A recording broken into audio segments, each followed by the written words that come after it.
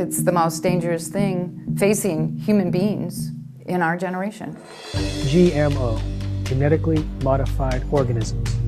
They take genes from one species and force it into the DNA of other species. We have hundreds of millions of acres of genetically modified crops that have been planted in the United States, and yet most people are not aware. I found out that our food supply is genetically modified. And guess what? The food that my son ate on August 25th, 2009 was raw corn. The corn that almost killed him.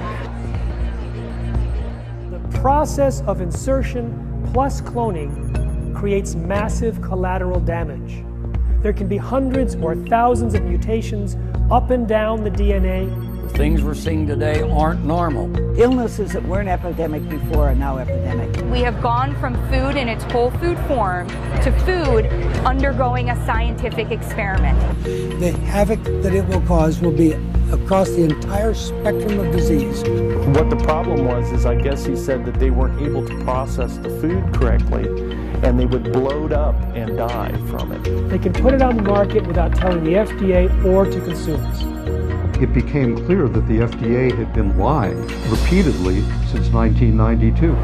It's not just an agriculture issue, it's not just a food industry issue, it's an ever-living creature issue. And if we don't do anything within a decade, every single major crop with any significant market size is going to be genetically modified, and we're not going to know it. The world can get rid of it. The world should get rid of it. The sooner the better, now. We look at what they're eating, and we take out the genetically modified foods and the industry foods, and they all get better. It never doesn't work.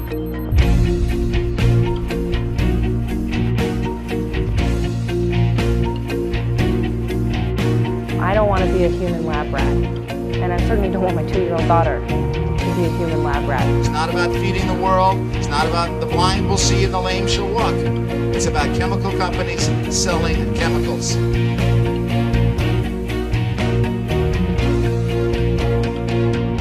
What have I done to my children, and what has been done to them without my consent?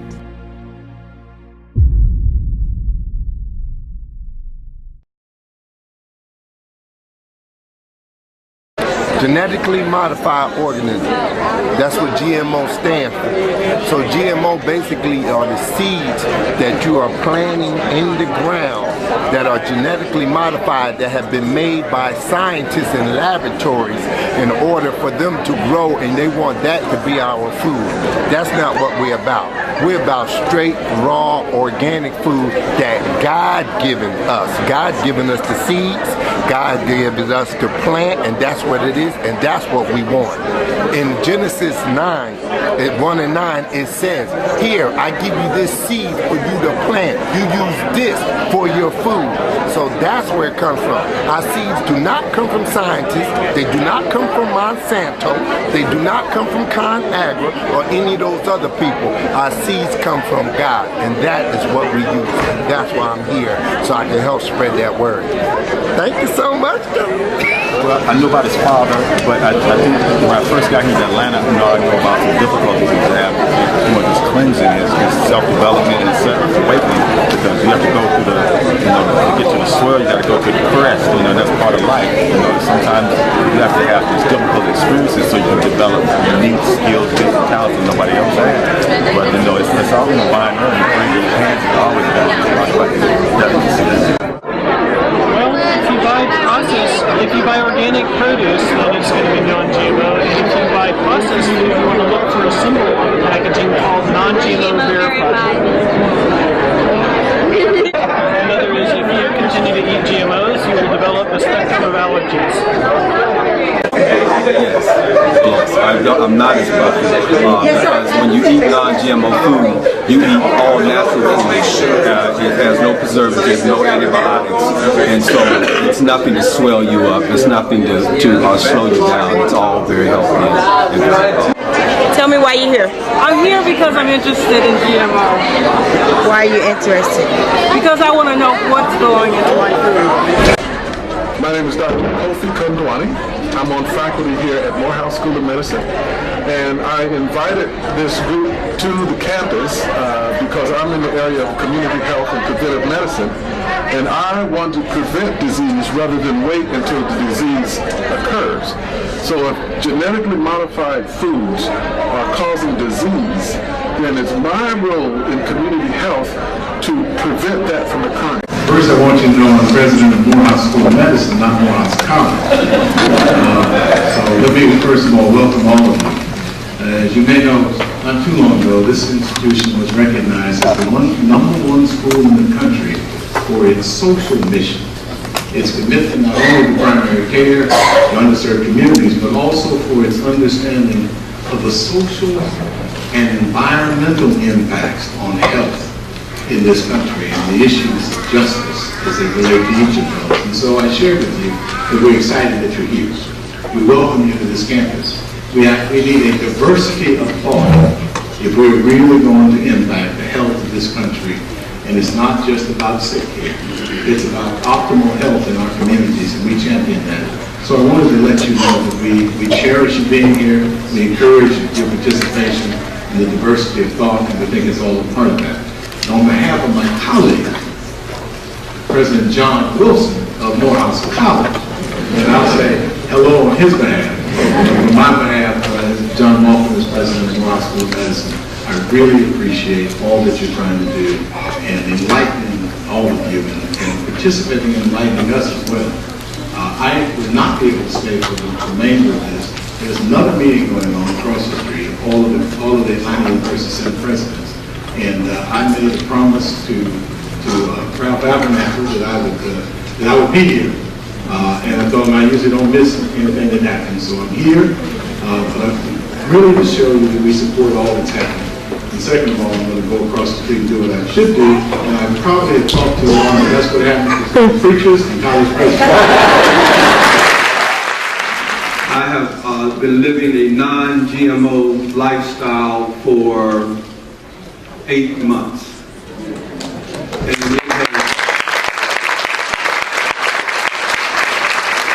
And it has positively impacted my quality of life. So we put all of this together in a very short period of time under the support and leadership of Paula Branson. Where is Paula?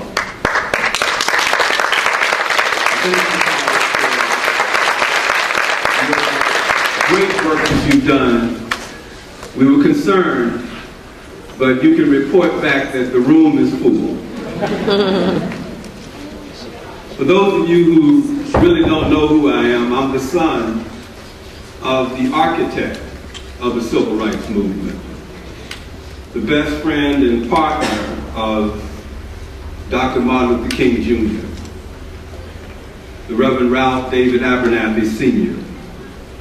And I was fortunate to have grown up in the Civil Rights Movement under the leadership of my father and under the shoulders and tutelage of my Uncle Martin. I affectionately called Dr. King Uncle Martin, and his wife Uncle Retta, and the King children called my father Uncle Ralph, and my mother Aunt Juanita. We all grew up together.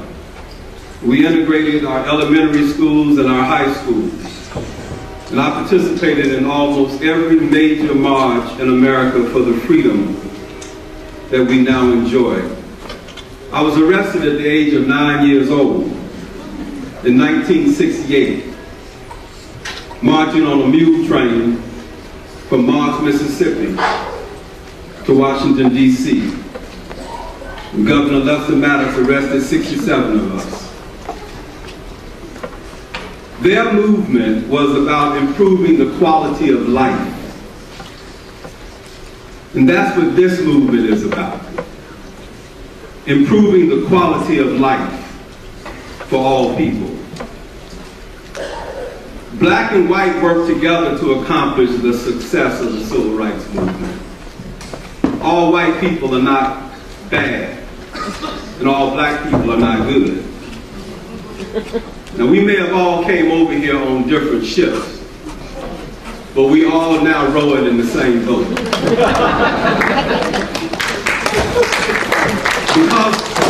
Because of the major gains that we accomplished in the 60s and in the 70s for civil rights. Women are free, gay people are free, Hispanics are free, African Americans are free, and my president is black. Now we feel like we have arrived at our destination of freedom. But America is still not free. Freedom is not simply the right to do as you please. Freedom is when it pleases you to do what is right. It's more than physical. It's spiritual. It's psychological. It's psychosocial. What good is it to be physically free and socially, environmentally enslaved? It's been 4 years since the election of our first black president. And today it seems like the clock of time is ticking very slowly for my young people. In as much as things seem to change, they still remain the same. We witnessed the tragedy of Trayvon Martin and celebrated the 50th anniversary of the March on Washington in the same year. And the biggest talk in the media was how the statistics have not changed. The unemployment rate is the same among African Americans in 2013 as it was in 1963. Where do we go from here? Moving forward together. There are three major areas we need to focus on our attention in this country as Americans. Black and white, young and old, rich and poor. Education, nonviolence, and healthy eating choices. I'll address the other two at another date. Today, healthy eating choices determines the quality of life you live. Stevie Wonder wrote in a song, if you believe in the things you don't understand, you suffer. It is evident in the things we've heard tonight that we are suffering. If you want to live a healthy life, you have to make better healthy eating choices. If you want a chance to live a long life, and Martin Luther King would say longevity has its place, you better make healthy eating choices. If you want to choose to determine that you want a quality of life, then you have to make healthy eating choices. Statistically speaking, white Americans live longer than black Americans. However, there's no biological reason for that fact. Physically speaking, African Americans historically are athletic, strong physically. We can run fast, jump high. The melanin in our skin helps us and protects us from the rays of the sun, and the curly hair on our head is a cushion that protects us from the elements of the universe. The difference in the death rate is what we eat. This is an extension of the work my father and my Uncle Martin worked for in the Civil Rights Movement. It's called environmental injustice. In our social environments across this country, there is a serious lack of quality of food in our grocery stores, fast food chains, restaurants, and the vitamins that you take. In many communities, food deserts. In deserts, things dry up and are dead. Even in Publix and Kroger and Walmart and other stores, they're selling us unhealthy, dead food. Racial and social environmental injustice. 90% of the food, particularly in our social environments, and that's black and white, Hispanic, Asian, Native American, is genetically altered or is made with genetically altered ingredients. America has been eating ourselves into an early grave. We no longer allow ourselves, and we must no longer allow ourselves to be socially discriminated against. We must demand food manufacturers and suppliers label all food for consumption by Americans. Environmental injustice is a silent killer. We don't realize that it's killing us. We believe in our system to tell us what is good and what is bad. When you believe in the things you don't understand, you suffer. The system has once again failed us and the American people. Only we, the people, can cause the change, right the wrongs, change the laws. After all, it's the right thing to do. We, the people, can only make this difference moving forward together. Make the change for our children, for our sake, and for God's sake. We have a civil right to know whether or not we're eating genetically altered foods. We have a human right to know. Labeling laws is the right way to go. It's our future, and our future is here today. The history of this generation has not been completely written. When the annals of history are penned in our time, let them write of a time when young black people rose from the ashes of disadvantaged circumstances to an oasis of prosperity, flowing with education, wealth, and good health. Let them write of a time when young white people put aside old ignorant ideals of white supremacy and joined hands with young black people and elected the first black president of the United States of America. Let them write of a time when young people thirst for knowledge and became agents of change. Let them write of a time when we stopped living with a selfish mentality and start loving with a God morality. How long? Not long. Because soon the bottom rail will rise to the top, and justice will roll down like a mighty stream, and righteousness like running water. Not long. Not long. Because truth crushed to the earth will rise again. A lie cannot live forever. How long? Not long. We stand at the threshold of a new day right now. A better way right now. How long? Not long. Till we change the labeling laws for the future generations right now. We stand at the forefront and the frontier of true freedom. GMOs is a scientific, so-called biological cortex. It don't fit. And if it don't fit, we must quit eating it. Just say no, GMO. Just say no, GMO. Just say no, GMO. Just say no, GMO.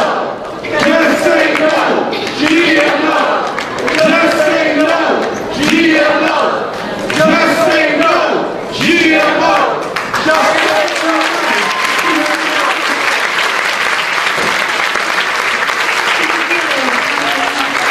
The gathering was phenomenal. I was so happy to be here to see the outpouring of support for the importance and significance of eating a diet that is healthy and, more importantly, modified foods that are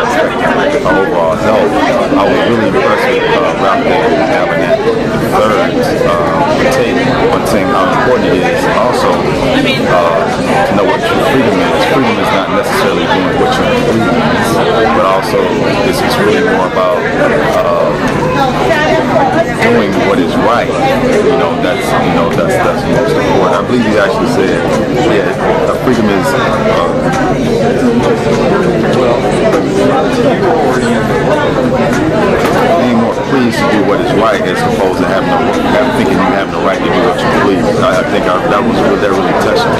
I've always been into health and tied into other people who were really into health. And once I found out, I just got really motivated and had to start sharing with other people and spreading the word. Because I really believe in this case, knowledge is power. If people don't have the knowledge, they can't protect themselves from the health consequences and diseases that come with genetically modified food. How was the event for you?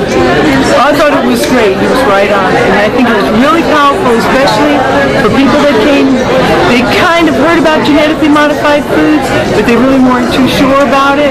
And I think after hearing him, there's no question that they're going to be motivated to change their behavior, to educate other people, and empower other people. You can't hear this and hear the information and see the pictures and not be motivated to change your life. And hopefully we're going to go across the nation with a new movement, an extension of the civil rights movement to impact the quality of life for young people and for all people across the nation.